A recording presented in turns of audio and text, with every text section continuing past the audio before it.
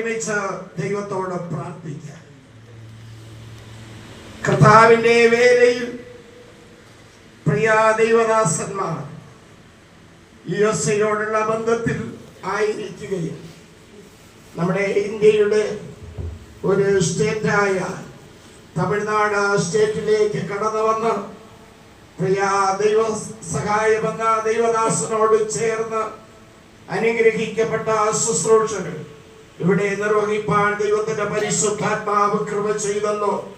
അവിടെ രണ്ടുപേരുടെ കുടുംബങ്ങളെ ദൈവം അനുഗ്രഹിക്കുക. അവരുടെ മേൽ ദൈവത്തിന്റെ ആശീർവാദങ്ങളെ ദൈവം പകരുക.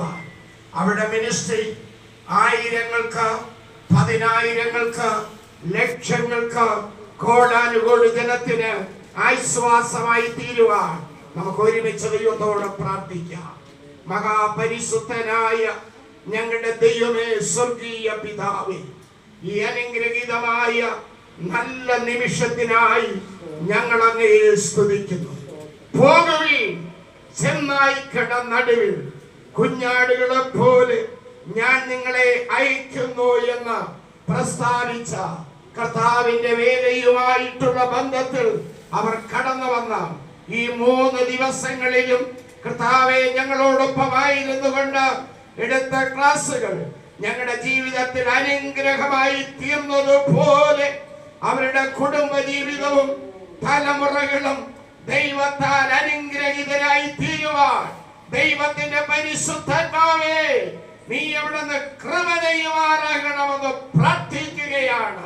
പരിശുദ്ധാത്മാവിന്റെ നിറവിൽ, പരിശുദ്ധാത്മാവിന്റെ ശക്തിയിൽ, പരിശുദ്ധാത്മാവിന്റെ ആലോചന പ്രകാരം ഓരോ ദിവസവും മുൻപോട്ട് പോകുവാൻ ആവശ്യമായ ദൈവ കൃപ ഇവരുടെ മേൽ പകരുമാറാകണമെന്ന് പ്രാർത്ഥിക്കുന്നു.